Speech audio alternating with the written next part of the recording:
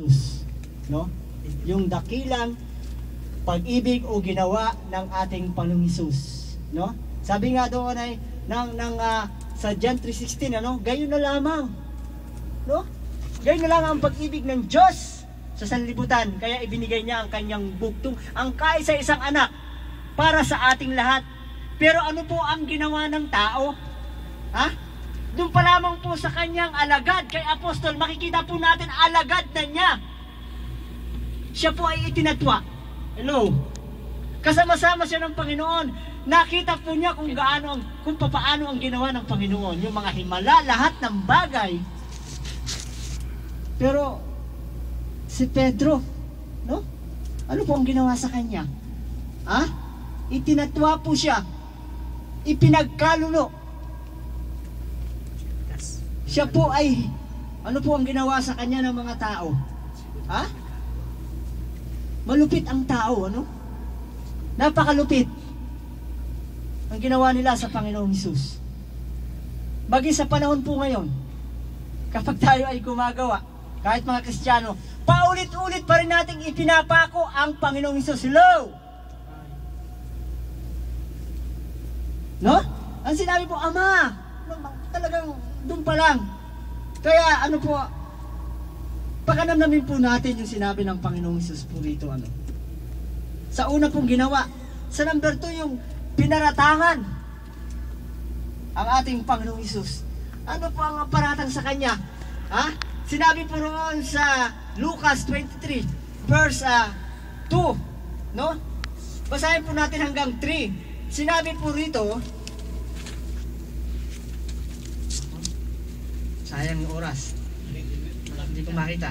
Sinimulan nilang paratangan siya, ang tao ito'y mabuti namang nahuli naming nanunulsol sa aming kababayan na naghimaksik at nagbabawal ng pagbabayad ng buwis.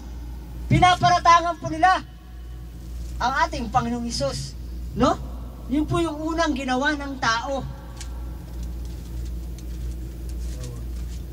Pangalawa, siya po ay hinatulang mamatay, no? Pangatlo po yun pala, hinatulang mamatay. Ano po ang sabi doon ni Pilato? Ha? Ha? Wala akong nakitang kasalanan ng taong ito. Ha? Yun po yung sinabi ni Pilato. Kaya anong ginawa po ni Pilato? Siya po ay iniharap kay Herodes, sapagkat nalaman po niya na siya po ay taga saan? Ha? Taga Galilea. Siya po ay hinirap kay Herodes. At ano po ang ginawa ni Herodes? Ha? Wala rin po siyang makitang kasalanan ng tao ito. Ano pong ginawa niya doon? Naghugas pa nga siya ng kamay. Ha? Pero ano po ang ginawa ng tao? Malupit po talaga ang tao. Napakalupit ng tao. Ha? Sa ngayon po, ano po ang ginawa? Sabi doon, ano po ang sigaw ng tao? Ha? Ipako sa krus. Nagkakaroon po ng, yung buwanang yon, ng pista ng Pasko, ay nagkakaroon ng kaugalian na po nila na magpapalaya ng isang bilanggo. At sino po yung bilanggo na yon, kung natatandaan nyo? Barabas. Si Barabas. At ang sabi doon, mas pinili pa nilang palayain po si Barabas. Alam po natin kung ano ang karakter ni Barabas.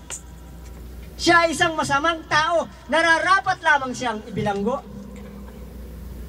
Pero ang Panginoong Hesus, wala silang makitang kasalanan na dapat ipataw maging si Pilato o si Herodes.